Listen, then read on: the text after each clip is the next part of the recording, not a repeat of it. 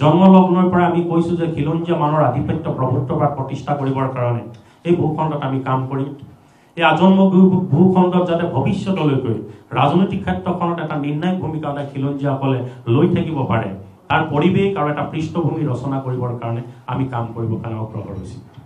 আৰু সেইকাৰণে এনেকুৱা ধৰণৰ এটা বাতাবৰণৰ মাজত বিশ্বাস অবিশ্বাসৰ যিটো বাতাবৰণ তেওঁলোকে তৈয়াৰ কৰিছে, ইয়াৰ মাজৰ পৰা উদ্ধাৰ কৰি খিলঞ্জীয়াকৈ যাতে শক্তিশালী এটা ভেটি আমি তৈয়াৰ কৰিব পাৰোঁ, খিলঞ্জীয়াসকলক সজাগ সচেতন কৰিব পাৰোঁ, খিলঞ্জীয়াসকল নিজৰ প্ৰাপ্য অধিকাৰৰ কাৰণে যাতে মাৰ বান্ধি থিয় হ'ব পাৰি তাৰ এটা পৰিৱেশ ৰচনা কৰিবৰ কাৰণে, তাৰ লগতে এই ভূখণ্ডত খিলঞ্জীয়া মানুহে নিজৰ যিটো ঐতিহ্যৰ স্বকীয়তা, আমি প্ৰত্যেকতে যিটো পৃথক, আমি যে সকলোতকৈ এটা পৃথক আমাৰ যিটো ৰাজনৈতিক আমাৰ যিটো ইতিহাস আছে, এই ইতিহাসক যাতে আমি চৰ্চা কৰিব পাৰোঁ তাৰ এটা পৰিৱেশ ৰচনা কৰিবৰ কাৰণে আমি আগবাঢ়িব বিচাৰিছোঁ।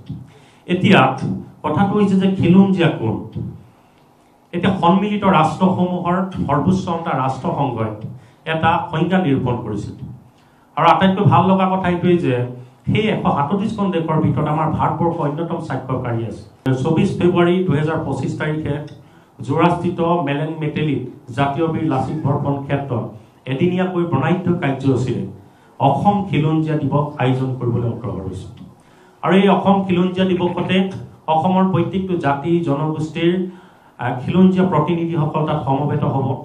তাৰ সমান্তৰালভাৱে উত্তৰ পূৰ্বাঞ্চলৰ বিভিন্ন ঠাইৰ বহুবিলাক সচেতন ব্যক্তি সংগঠনৰ ব্যক্তিসকল তাত উপস্থিত থাকিব। তাৰ লগতে অসমৰ প্ৰত্যেকটো খিলঞ্জীয়া জাতি জনগোষ্ঠীৰ যিটো বৰ্ণাঢ্য সাংস্কৃতিক যিবিলাক উপাদান, যিবিলাক সাংস্কৃতিক বিনিময়, এই বৈচিত্ৰ্যমূল্য যিবিলাক সাংস্কৃতিক উপাদান, এইবিলাক আমি প্ৰদৰ্শন কৰিবৰ কাৰণে তাত আমি চেষ্টা কৰিম।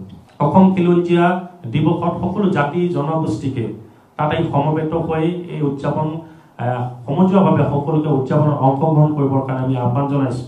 জন্মলগ্নৰ পৰা আমি কৈছোঁ যে খিলঞ্জীয়া মানুহৰ আধিপত্য প্ৰভুত্ববাদ প্ৰতিষ্ঠা কৰিবৰ কাৰণে এই ভূখণ্ডত আমি কাম কৰিম। এই আজন্ম ভূখণ্ডত যাতে ভৱিষ্যতলৈকৈ ৰাজনৈতিক ক্ষেত্ৰখনত এটা নিৰ্ণায়ক ভূমিকা খিলঞ্জীয়াসকলে লৈ থাকিব পাৰে, তাৰ পৰিৱেশ আৰু এটা পৃষ্ঠভূমি ৰচনা কৰিবৰ কাৰণে আমি কাম কৰিবৰ কাৰণে অগ্ৰসৰ হৈছোঁ। আৰু সেইকাৰণে এনেকুৱা ধৰণৰ এটা বাতাবৰণৰ মাজত বিশ্বাস অবিশ্বাসৰ যিটো বাতাবৰণ তেওঁলোকে তৈয়াৰ কৰিছে, ইয়াৰ মাজৰ পৰা উদ্ধাৰ কৰি খিলঞ্জীয়াকৈ যাতে শক্তিশালী এটা ভেটি আমি তৈয়াৰ কৰিব পাৰোঁ, খিলঞ্জীয়াসকলক সজাগ সচেতন কৰিব পাৰোঁ, খিলঞ্জীয়াসকল নিজৰ প্ৰাপ্য অধিকাৰৰ কাৰণে যাতে মাৰ বান্ধি থিয় হ'ব পাৰি তাৰ এটা পৰিৱেশ ৰচনা কৰিবৰ কাৰণে, তাৰ লগতে এই ভূখণ্ডত খিলঞ্জীয়া মানুহে নিজৰ যিটো ঐতিহ্যৰ স্বকীয়তা, আমি প্ৰত্যেকতে যিটো পৃথক, আমি যে সকলোতকৈ এটা পৃথক আমাৰ যিটো ৰাজনৈতিক আমাৰ যিটো ইতিহাস আছে, এই ইতিহাসক যাতে আমি চৰ্চা কৰিব পাৰোঁ তাৰ এটা পৰিৱেশ ৰচনা কৰিবৰ কাৰণে আমি আগবাঢ়িব বিচাৰিছোঁ। এতিয়া কথাটো হৈছে যে খিলঞ্জীয়া কোন? এতিয়া সন্মিলিত ৰাষ্ট্ৰসমূহৰ সৰ্বোচ্চ ৰাষ্ট্ৰসংঘই এটা সংজ্ঞা নিৰূপণ কৰিছিল। আৰু আটাইতকৈ ভাল লগা কথা এইটোৱেই যে সেই 137খন দেশৰ ভিতৰত আমাৰ ভাৰতবৰ্ষ অন্যতম স্বাক্ষৰকাৰী আছে। 24 ফেব্ৰুৱাৰী 2025 তাৰিখে যোৰাস্থিত মেলেং মেটেলিত জাতীয় বীৰ লাচিত বৰফুকন ক্ষেত্ৰত এদিনীয়াকৈ বৰ্ণাঢ্য কাৰ্যসূচীৰে অসম খিলঞ্জীয়া দিৱস আয়োজন কৰিবলৈ অগ্ৰসৰ হৈছোঁ। আৰু এই অসম খিলঞ্জীয়া দিৱসতে অসমৰ প্ৰত্যেকটো জাতি জনগোষ্ঠীৰ খিলঞ্জীয়া প্ৰতিনিধিসকল তাত সমবেত হ'ব। তাৰ সমান্তৰালভাৱে উত্তৰ পূৰ্বাঞ্চলৰ বিভিন্ন ঠাইৰ বহুবিলাক সচেতন ব্যক্তি সংগঠনৰ ব্যক্তিসকল তাত উপস্থিত থাকিব।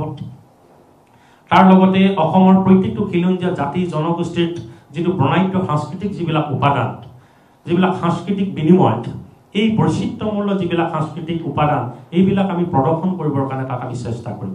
অসম খিলঞ্জীয়া দিৱসত সকলো জাতি জনগোষ্ঠীকে তাত এই সমবেত হৈ এই উদযাপন সমজুৱাভাৱে সকলোকে উদযাপনত অংশগ্ৰহণ কৰিবৰ কাৰণে আমি আহ্বান জনাইছোঁ।